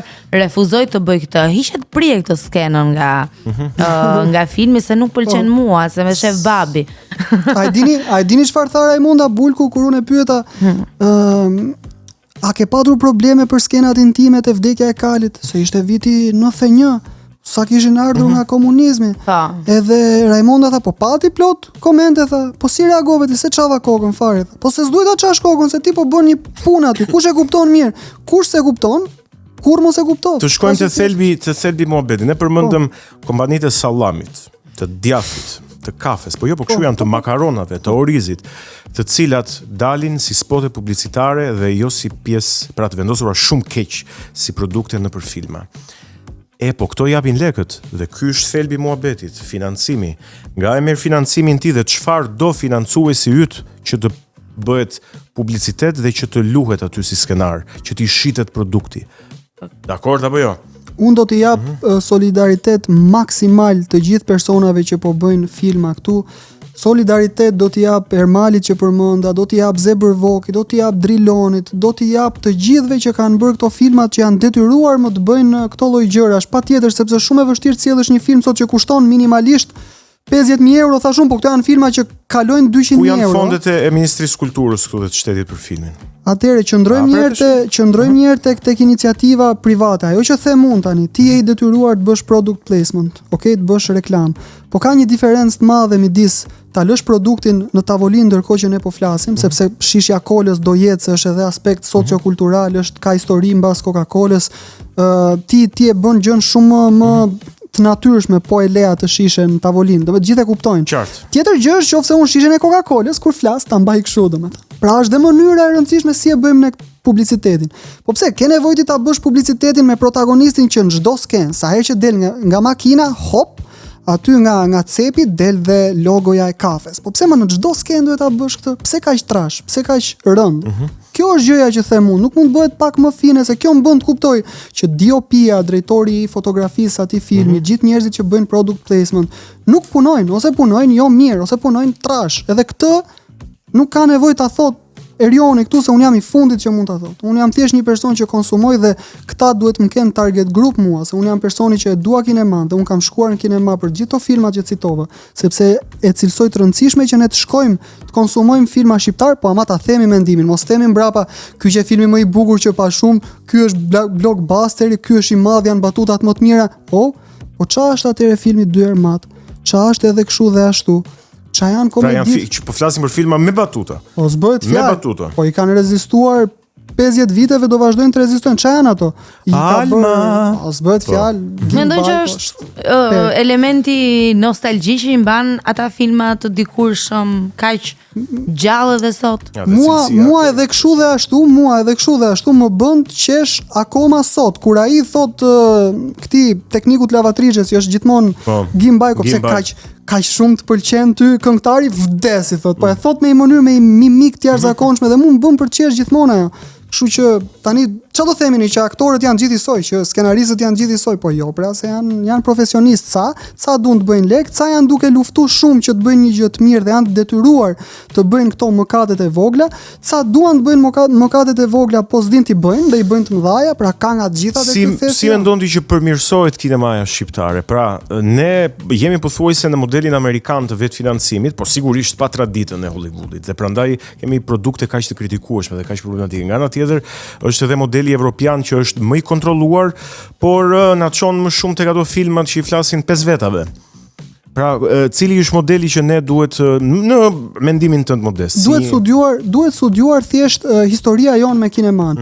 Historia jonë me kineman flet që ne jemi popull që duam rrëfimet sociale. Okej, ne duam rrëfimet sociale, dramatike, na e sjellësh familjen, kujt si pëlqeu për shembull Njerëz dhe fate njëshi, flas. Ai më kupton, dhe ai është i bërë keq, në sensin është i bërë keq në nivel kinematografik, është i dobët në standardet. Rekuizitat absolutisht jo, po i pëlqeu gjithë.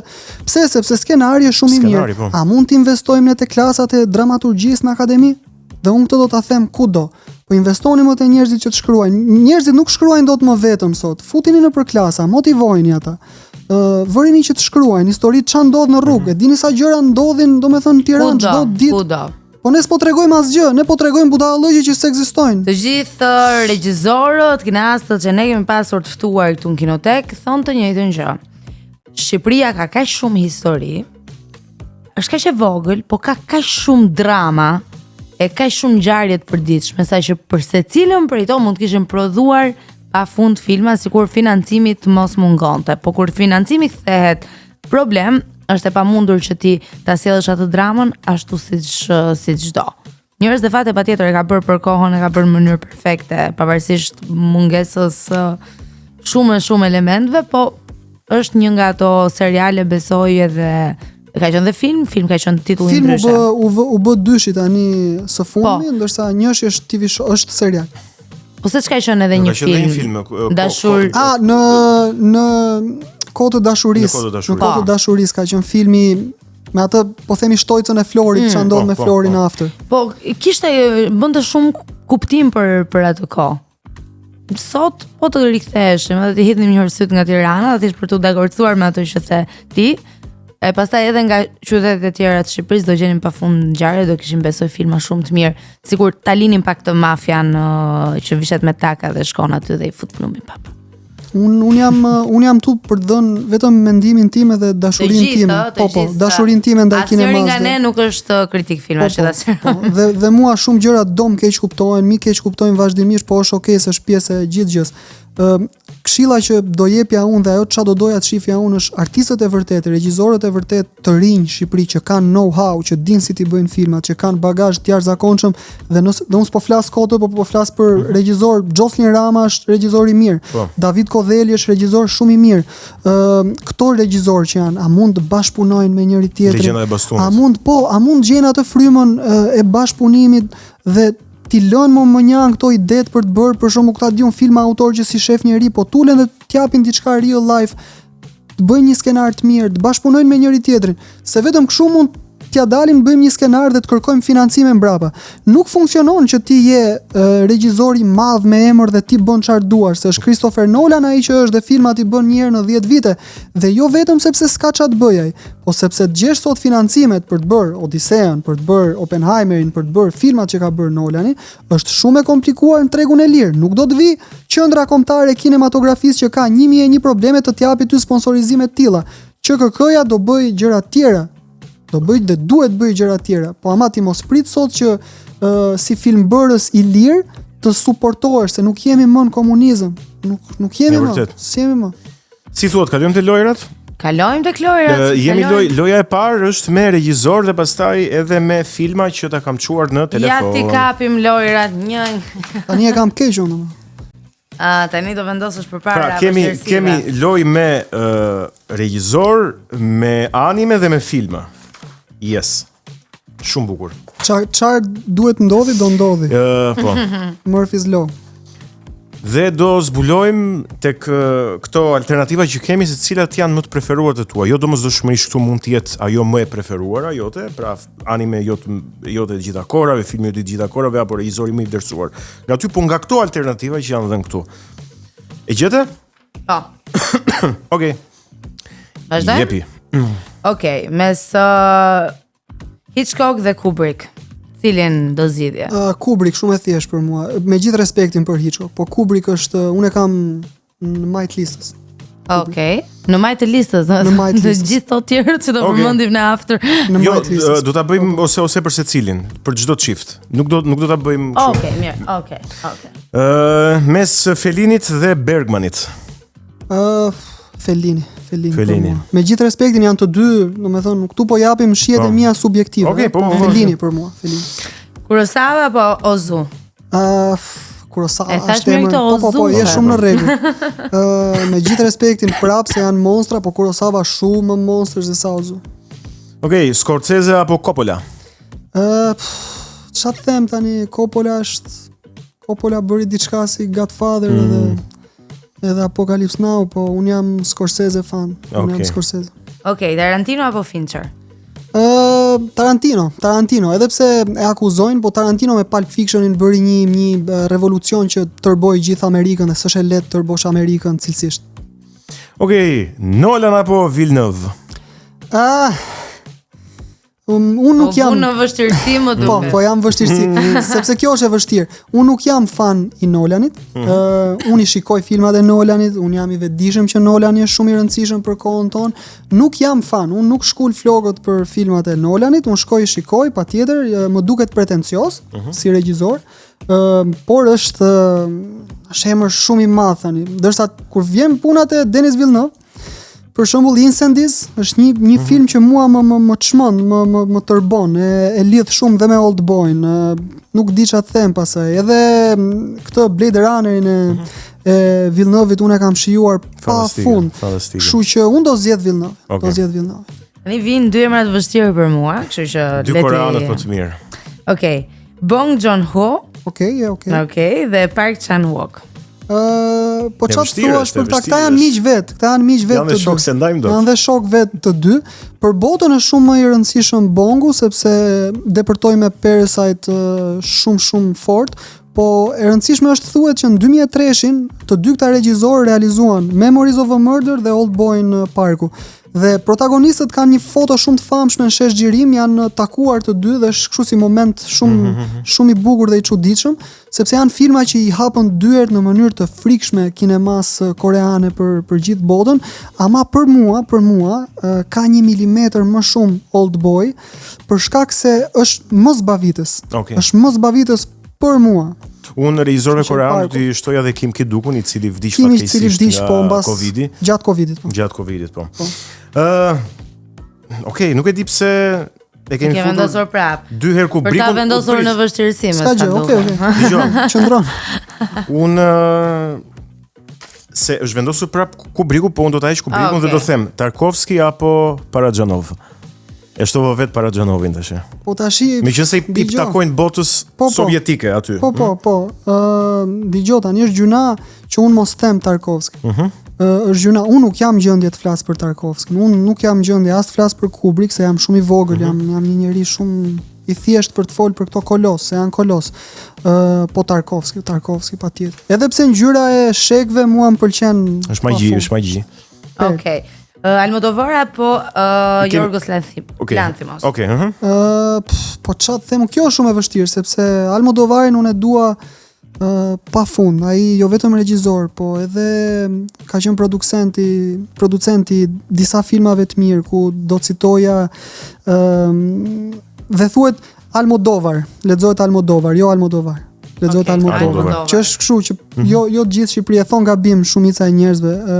Po Almodovari ka qenë dhe producent i Wild Tales, që është një nga filmat e mi të preferuar kështu latin argentines.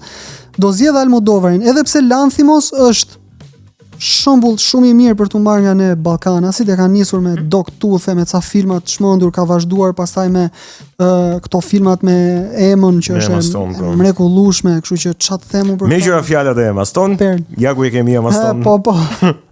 Ke një ngjashmëri. Një çik, po kam rënë. Se kemi qenë më mirë. Komra. Dej e fundit, David Lynch apo Charlie Kaufman. David Lynch dhe faleminderit që ma përmendë, sepse un e kam shumë për zemër David Lynch, jo për filmat i ka të mrekullueshëm nga i pari tek i fundit, po sidomos për TV show-n tim të preferuar që është Twin Peaks i vitit 91-92 dhe më pas është bërë sezoni i tretë 25 vite më pas në 2017, sepse ashtu duhet vazhdonte historia me të njëjtin cast dhe ka marrë diku te 14 minuta standing ovation në ato që ka qenë prezantimi i serisë parë në 2017. David Lynch nuk di çfarë të them, nuk di, një artist i jashtëzakonshëm, nga Elephant Man tek Mulholland Drive. Po. Çfarë të them, Blue Velvet, ka shumë, Lost Highway, çdo gjë e ka të mrekullueshme, një regjisor. Ka qenë ky aktori aty tek Elephant Man, 82-shin, si ka më ky aktori i madh. Anthony Hopkins, po. Kalim shpejt tek pyetja e fundit. Okej. Pyetja e fundit. Cili regjisor nga të gjitha do ta programoje për një muaj? The Cult Sign Close It. Patjetër Kubrick. Patjetër Kubrick. Më të madhin, po. Sepse ai trajton, ai ka qenë shumë, më duket sikur ka qenë vizionar dhe sikur ka parafolur shumë gjëra, jo vetëm te 2001-shi, po shikoni Eyes Wide Shut-in tani me këtë Epstein Files-in. Po, 99. Shikoni Clockwork Orange me të gjithë eksperimentet që bëhen mbi njerëzit. Hajde shohim pak Full Metal Jacket për ironinë e madhe të luftës. Inteligjenca artificiale tek 2001-shi. Te 2001-shi Space Odyssey është 68 sa i filmi dhe ka kompleksuar gjithë kinamans me Star Wars e me gjitha këto që janë. Kalojmë shpejt tek animet, po tani pa përgjigje të gjata. Kjo ose ajo, okay? Po nisun Miyazaki apo Satoshi Kon? Miyazaki, shumë e vështirë, po Miyazaki. Jam dakord. Miyazaki. Studio Ghibli apo Makoto Shinkai? Po Studio Ghibli unë e thash tek e para me pak. Miyazaki. Jam shumë fan, po nuk gabon tu, çdo që të zgjedhësh. Death Note apo Attack on Titan? Attack on Titan. Naruto apo One Piece? One Piece. Se pas kemi fare nga Naruto. Dragon Ball Z apo Yu Hakuto? Dragon Ball se unë i përkas shumë aty brezit. I përkasim brezit, Full Metal Alchemist, Brotherhood apo Hunter? And Hunter. Brotherhood, shumë i mirë. Cowboy Bebop apo Samurai? Cowboy Bebop, mos vazhdo. Çdo lloj gjëje tjetër Cowboy Bebop. Monster apo Death Note? Kjo është e vështirë. Për konceptin e drejtësisë që duam ne shqiptarët këto ditë tani, unë po të kisha atë fletore. Do e kënaqnin protestën, Death Note. Ghost in the Shell apo Akira? Akira një super film. Akira është babai e pam para ca ditësh në 4K. Akira është shumë e bukur, nuk e di si e kanë bërë, është gjitha manuale, një punë kolosale. Akira. Light Yagami apo Lelouch? Lelouch Lamperouche. Këtu nuk jam shumë ekspert, me thënë drejtën, se Lelouchin nuk e njoh aq mirë, prandaj do zgjedh Lightin. Cilën anime do t'i rekomandoj dikujt që thot nuk i shoh? Violës. Po, mua për. Nëse nuk i sheh ti nuk mund të nisesh me Attack on Titan. Duhet ta nisesh më soft, mendoj. Naruto, sepse është dhe impenjative në nivel orësh. Ti se ke luksin 3 shaqor. Fare. Naruto ose Attack on Titan ose One Piece më keq akoma të marrin jetën, të marrin shumë orë. Është ka 20 ditë. Kështu që nise me Death Note. Seriozisht? Nise me Death Note, është easy për ta nisur për mua. Dhe është i bukur. Se ju keni kaluar 20 vite të jetës tuaj duke parë këtë. Po, mos kemi jetë. Po, budallëj. E fundit tani kemi edhe filmat dhe do t'i bëjmë me zigzag. Pra, kush fiton nga të 2 me të 3-tin në të 4-tin. Shpejt. Po e nisun. Nëse kemi edhe 5 minuta kohë kemi. Shpejt. The Godfather apo jam në një fazë jete që promovoj më shumë se gjithçka tjetër një sistem nervor të qetë. E vërtetë. Mos nxitoni. E vërtetë është. The Godfather apo The Dark Knight? The Godfather. Vazhdo Viola. The Godfather apo Pulp Fiction? The Godfather. The Godfather apo The Lord of the Rings, The Return of the King? Treshi. Lord of the Rings. The Lord of the Rings apo Interstellar? Lord of the Rings. Lord of the Rings apo Fight Club? Shumë respekte, po Lord of the Rings. Lord of the Rings apo The Shawshank Redemption? Storytellingu më i bukur i ka bërë njerëzit pafund për vete, numri 1 në Internet Movie Database, por Lord of the Rings është më i rëndësishëm për njerëzimin.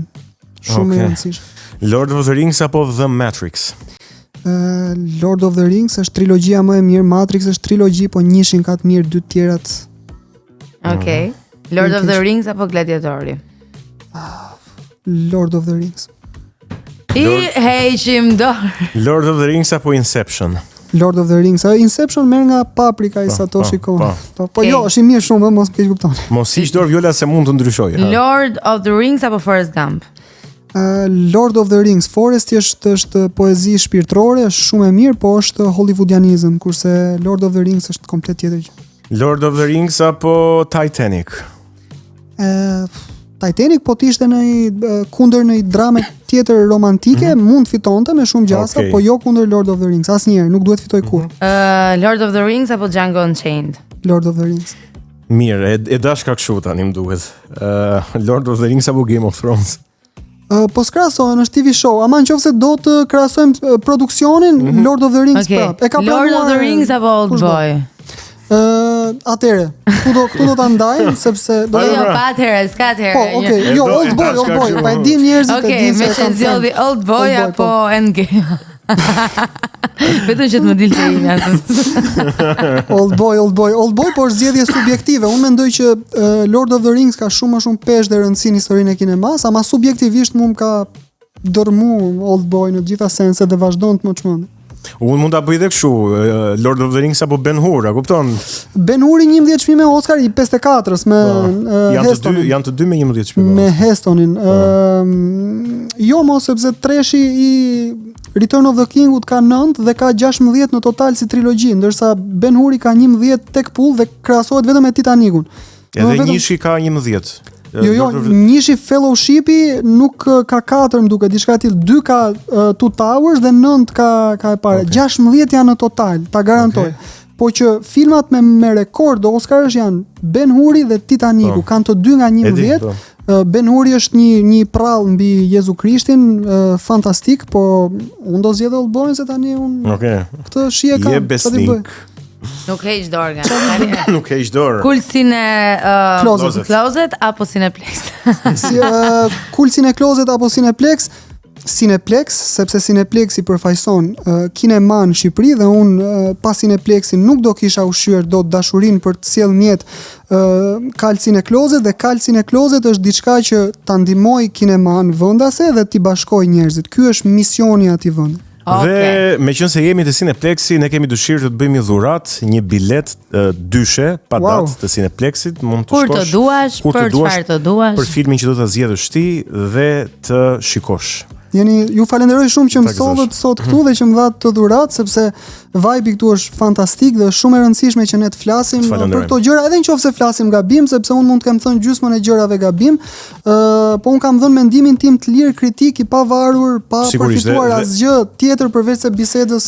Dhe ne prandaj të vlerësojmë për mendimin e lirë kritik dhe të falenderojmë që na u bëre pjesë. Faleminderit që ishe pjesë e jona. Urojmë të ikësh me një shije të mirë nga këtu edhe të flasësh gjëra të mira për ne. Po, patjetër, meriton. Faleminderit edhe ju miq të Kinotekës që na ndoshët deri në këtë moment. E dini takimin e radhës mërkurën e ardhshme. Deri atëherë mos harroni ta ndiqni në rrjetet tona sociale, si po e them si ato reklamat e farmacive që nxitojnë për të thënë për efektet anësore mos harroni ta ndiqni në rrjetet tona sociale, në Instagram, në YouTube, na gjeni kudo, në Spotify, videot e plota i dini tashmë si ti gjeni, dhe më e fundit po jo më pak e rëndësishme, nëse na shihni në rrugë, mos harroni na përshëndesni. Se na bëhet qejfi, ne do të shihemi të mërkurën tjetër, deri atëherë miru takofshim. Pafshim. Kinotekën sot, drita në çdo skenë, 120 minuta mendime që s'flen, nga filmit e libri, magjia që bashkon.